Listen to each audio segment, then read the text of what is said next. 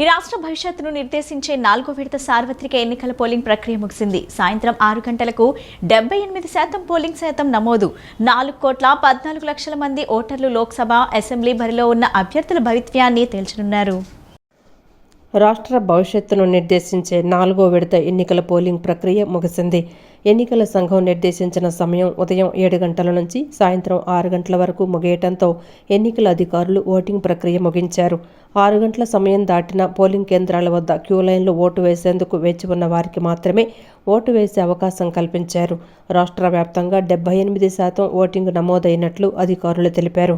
ఉదయం నుంచే భారీ సంఖ్యలో ప్రజలు తరలివచ్చి ఓటింగ్ ప్రక్రియలో పాల్గొన్నారు. గంటల పాటు వేచి ఉండి ఓటు వేసేందుకు క్యూ లైన్లో బారులు తీరారు. పోలింగ్ ప్రక్రియ ముగియటంతో ఎన్నికల అధికారులు ఈవీఎంలు, ఇతర సామగ్రికి జాగ్రత్తగా సీలు వేసి స్ట్రాంగ్ రూమ్లోకి తరలించి వాటిని భద్రపరుస్తారు. రాష్ట్రంలో కొన్ని ప్రాంతాల్లో ఘర్షణలు చోటు చేసుకున్నాయి. పల్నాడు, రాయలసీమ, కృష్ణా జిల్లాతో పాటు పలు జిల్లాల్లో ప్రధాన పార్టీల మధ్య గొడవలు జరిగాయి. నర్సరావుపేటలో కారు అద్దాలు ధ్వంసం చేశారు. తెనాలిలో ఓటరుపై ఎమ్మెల్యే దాడిని ఈసీ సీరియస్గా తీసుకుంది. రీపోలింగ్ లేకుండా హింసారహిత పోలింగే లక్ష్యమన్న ఈసీ గత ఎన్నికల కన్నా 10,000 మంది కేంద్ర బలగాల్ని అదనంగా మోహరించింది. సార్వత్రిక ఎన్నికల 4వ విడతలో భాగంగా రాష్ట్రంలో పోలింగుకు ఏర్పాట్లు పూర్తయ్యాయి. 25 లోక్సభ స్థానాలకు 454 మంది, 175 శాసనసభ నియోజకవర్గాలకు 2,387 మంది అభ్యర్థులు బరిలో ఉండగా 4,14,18,87 మంది ఓటర్లు అభ్యర్థుల భవితవ్యాన్ని తేల్చనున్నారు. ఇందులో 2,39,851 మంది పురుష ఓటర్లు, 2,10,58,615 మంది మహిళా ఓటర్లు, 3,421 మంది ట్రాన్స్జెండర్ ఓటర్లు ఉన్నారు. వీరంతా ఓటు హక్కు వినియోగించుకునేందుకు 46,389 కేంద్రాల్ని ఎన్నికల సంఘం ఏర్పాటు చేసింది. 1,60,000 ఈవీఎంలు వినియోగిస్తోంది. వాటి పనితీరును 2 సార్లు పరిశీలించిన అధికారులు జిల్లా కేంద్రాల నుంచి పోలింగ్ కేంద్రాలకు చేరుకున్నారు. సార్వత్రిక ఎన్నికల్లో యువ ఓటర్లలో చైతన్యం వెల్లివిరిసింది. యువత ఉత్సాహంగా ఓటు వేసేందుకు పోలింగ్ కేంద్రాలకు వచ్చారు. తమ తల్లిదండ్రులు, కుటుంబ సభ్యులతో కలిసి ఓటు వేసేందుకు వచ్చారు. ఓటు వేసేందుకు భారీ క్యూ లైన్స్ ఉన్నా కూడా ఓటు వేసేందుకు ఎదురు క్యూ లైన్లో గంటల తరబడి వేచి చూసి ఓటు హక్కును వినియోగించుకున్నారు. తొలిసారి ఓటు హక్కును వినియోగించుకోవటం పట్ల ఆనందం వ్యక్తం చేస్తున్నారు. యువ ఓటర్లు తప్పనిసరిగా ఓటు హక్కును వినియోగించుకోవాలని, ప్రజాస్వామ్యాన్ని కాపాడాలని ఎన్నికల సంఘం, ఎన్నికల అధికారులు విస్తృతంగా ప్రచారం చేయడంతో యువ ఓటర్లు తమ ఓటును వినియోగించుకునేందుకు పోలింగ్ కేంద్రాలకు తరలివచ్చారు. నగరంలోనే కాకుండా ఇతర జిల్లాలు, రాష్ట్రాల్లో చదువుకుంటున్న, ఉద్యోగాలు చేస్తున్న యువత ఓటు వేసేందుకు నగరానికి వచ్చారు. తమ తల్లిదండ్రులతో కలిసి ఓటు వేసేందుకు పోలింగ్ కేంద్రాలకు చేరుకున్నారు. పెద్ద పెద్ద క్యూ లైన్లు ఉన్నా కూడా క్యూ లైన్లో నిలబడి ఓటు వేసేందుకు వేచి ఉన్నారు. 1-2 గంటల సమయం పట్టినా వేచి ఉండి ఓటు వేసి వెళ్లారు. తొలిసారి ఓటు హక్కును వినియోగించుకున్న ఓటర్లు అధిక సంఖ్యలో ఉన్నారు. తొలిసారి ఓటు హక్కును వినియోగించుకోవటం పట్ల ఆనందం వ్యక్తం చేశారు. రాజ్యాంగం కల్పించిన ఓటు హక్కును వినియోగించుకున్నందుకు ఆనందంగా ఉందన్నారు. ఓటు హక్కును వినియోగించుకుంటేనే ప్రశ్నించే హక్కు ఉంటుందని తెలిపారు. ఎక్స్పీరియన్స్డ్ అయ్యాము, బాగుంది. అంటే ఎలాగంటే నువ్వు లోపలికి వెళ్ళిన తర్వాత ఎలా ఉంది ట్రీట్మెంట్ కానీ మన అధికారులు చెప్పడం కానీ? నార్మల్గా హ్యాపీగానే అయింది, ఫ్రీగానే అయింది. 2 hours పట్టింది, క్యూ టైం ఎక్కువ ఉంది. వాటర్ అవి ప్రొవైడ్ చేస్తుంటే ఇంకా కొంచెం బాగుండేది. ఫస్ట్ టైం ఓట్ వేయడం ఎలా ఫీల్ అవుతున్నారు? ఇంకా బాగానే ఉంది.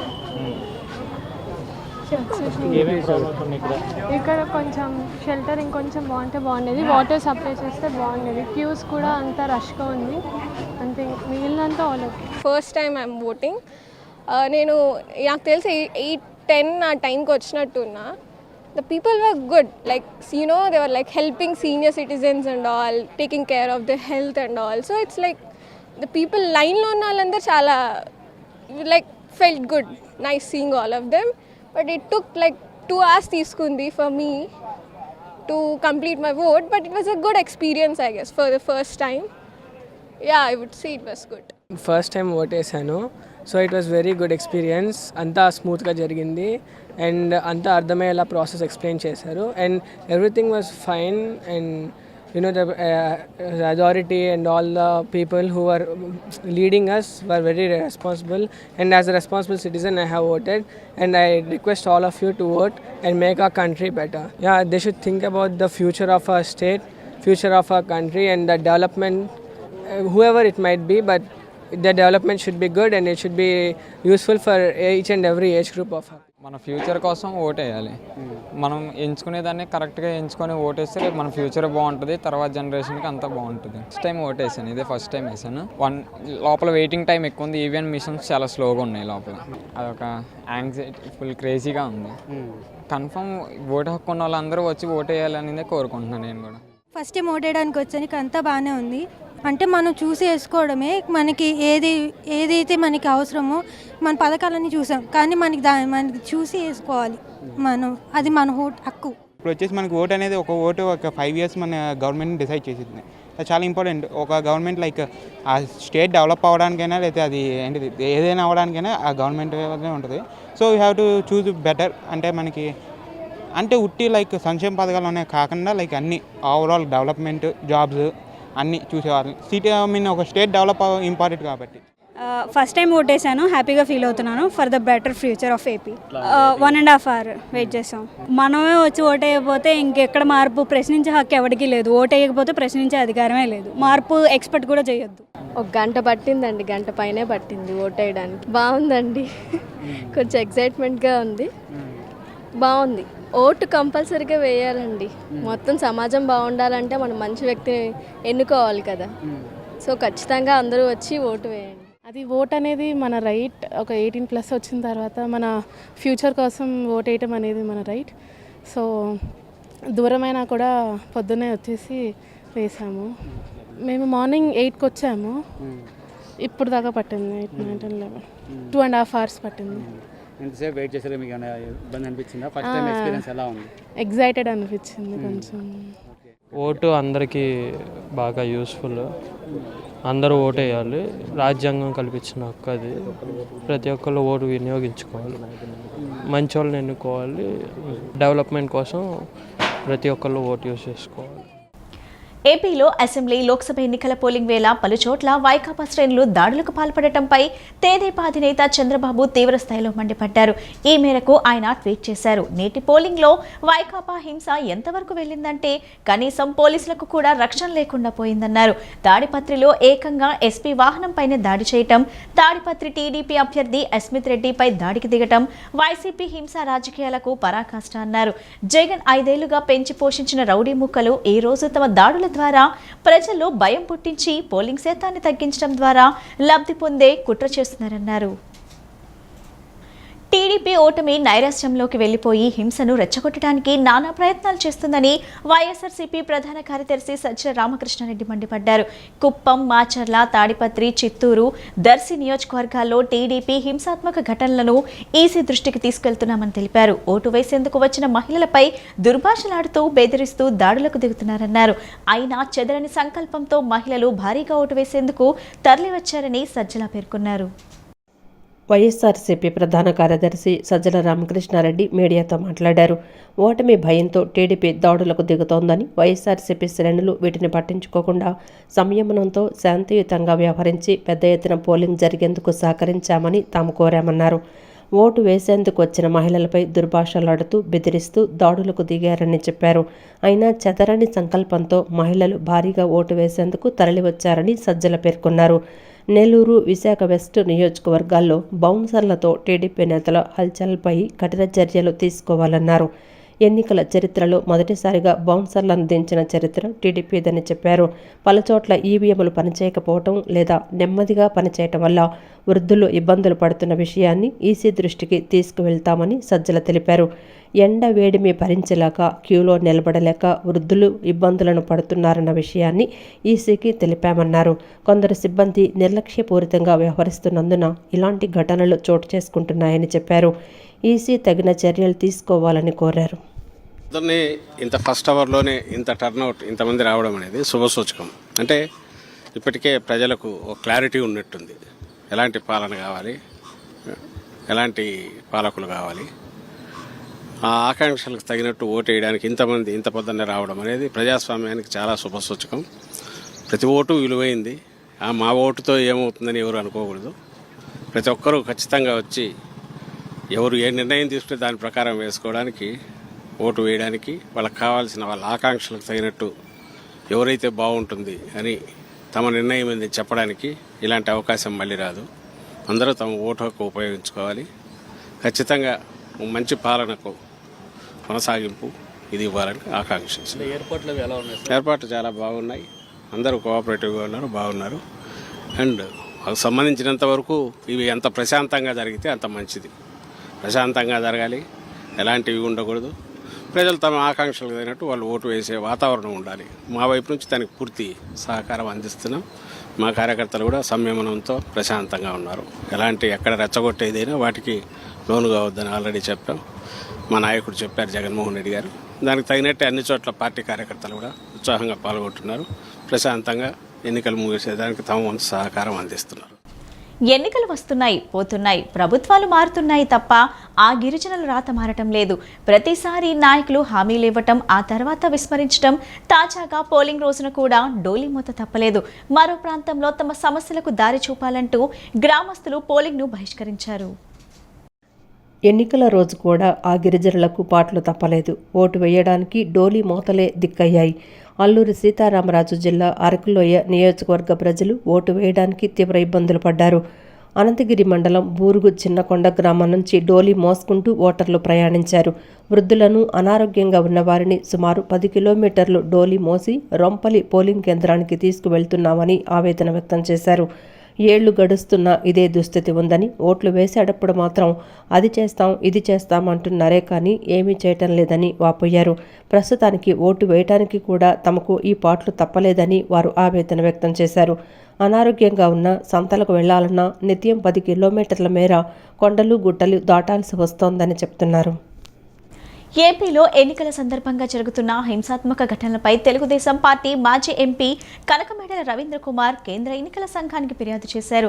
ఏపీలో అసెంబ్లీ, పార్లమెంట్ ఎన్నికల్లో వైఎస్ఆర్సీపీ అల్లర్లు, దాడులు చేస్తున్నారని ఫిర్యాదులు చేశారు.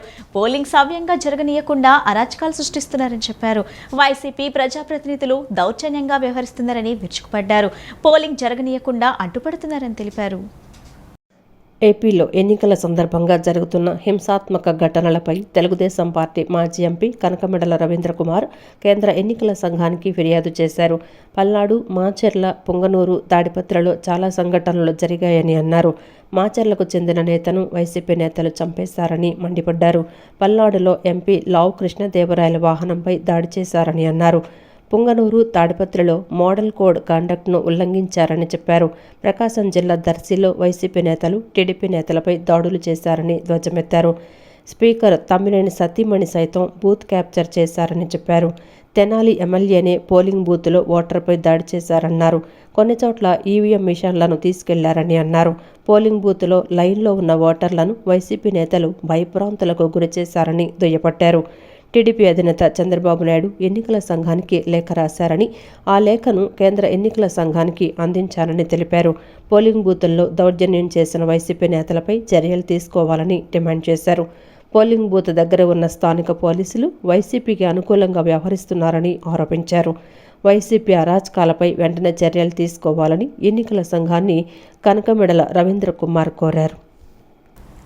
ఆముదాల వలస అసెంబ్లీ వైకాపా అభ్యర్థి తమ్మినేని సీతారాం సతీమణి వాణిశ్రీ స్థానిక పోలింగ్ బూతుల్లో అక్రమాలకు పాల్పడినట్లు ఈసీకి తెదేపా నేత దేవినేని ఉమామహేశ్వరరావు లేఖ రాశారు.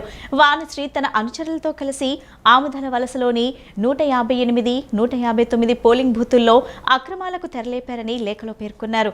అక్కడి నుంచి తెదేపా సానుభూతి పరులను బయటకు పంపినట్లు చెప్పారు.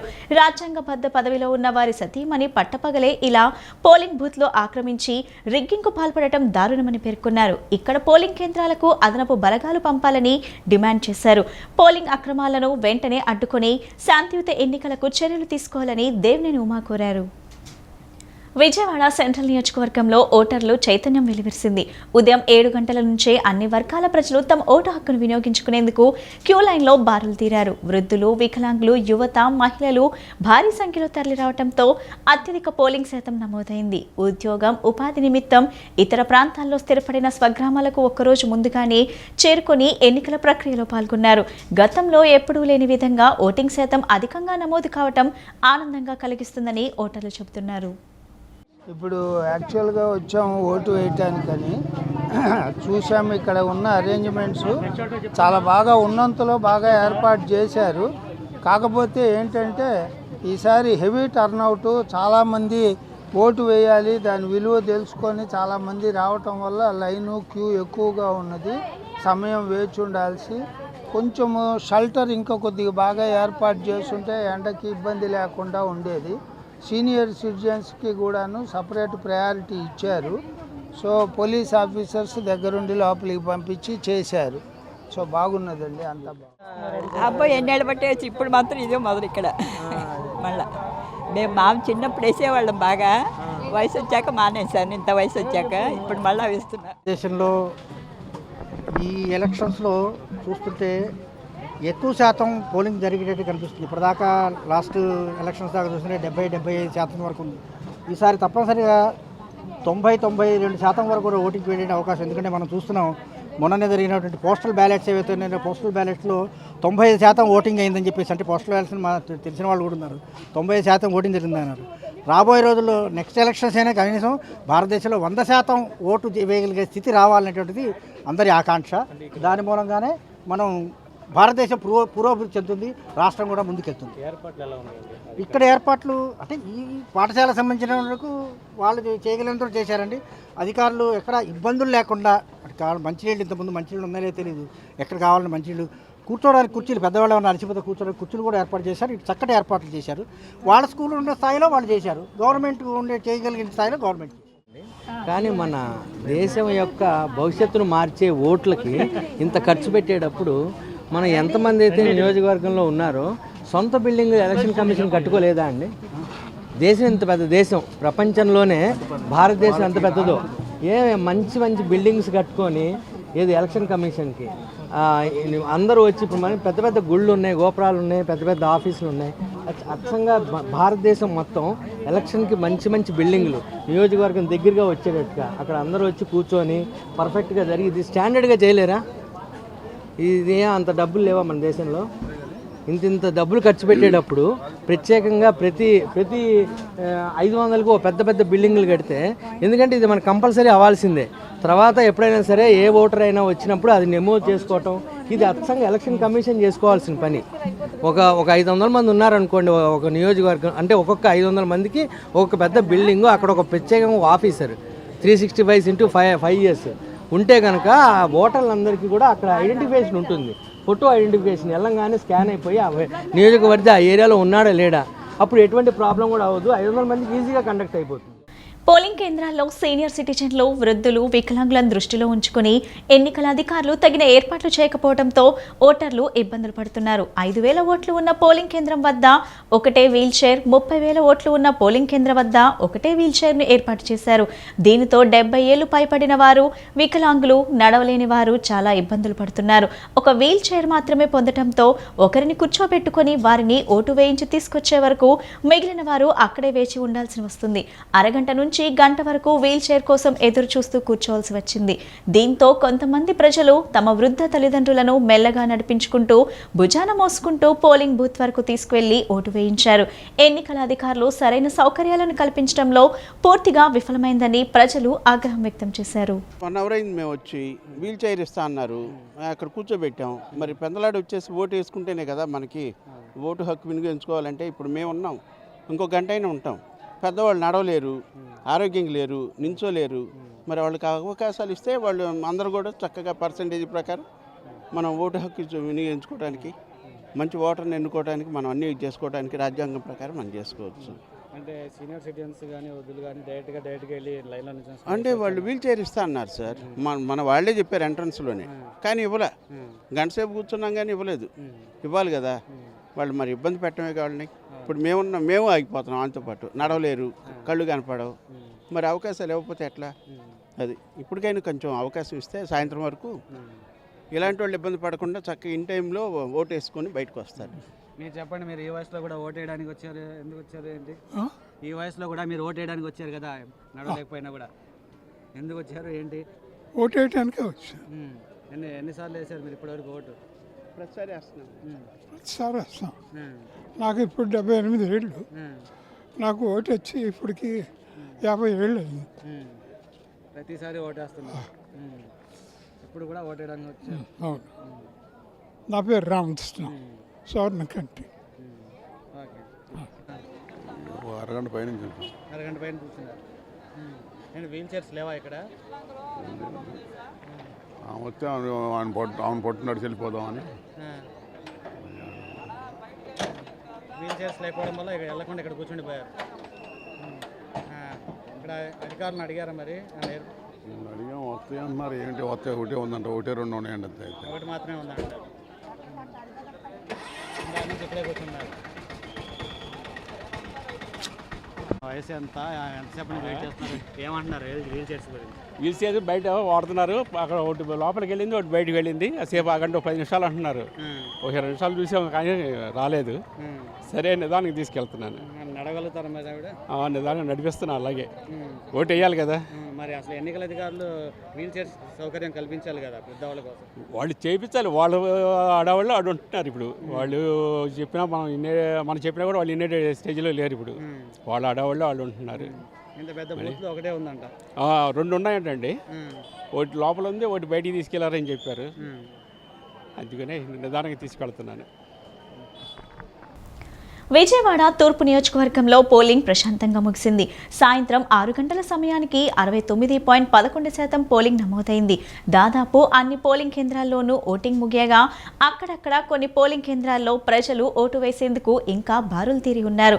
ఆంధ్ర లయోలా కళాశాల పోలింగ్ కేంద్రంలో సాయంత్రం 6 గంటల సమయానికి గేట్ మూసేశారు. ఆ సమయానికే సుమారు 200 మంది ఓటర్లు పోలింగ్ బూత్ నెంబర్ 63లో ఓటు వేసేందుకు వేచి ఉన్నారు. దీంతో ఎన్నికల సిబ్బంది వారికి టోకెన్లు ఇచ్చారు. టోకెన్లు ఉన్న వారికే ఓటు వేసేందుకు అవకాశం కల్పించారు. 6 గంటలు దాటిన తర్వాత కూడా కొందరు ఓటు వేయడానికి రాగా పోలీసులు వారిని తిరిగి పంపించేశారు. రాత్రి 8 గంటల వరకు బూత్లో పోలింగ్ కొనసాగనుంది. ఈ బులెటిన్ ఇంతటితో సమాప్తం. తిరిగి మరో బులెటిన్లో కలుద్దాం. నమస్కారం.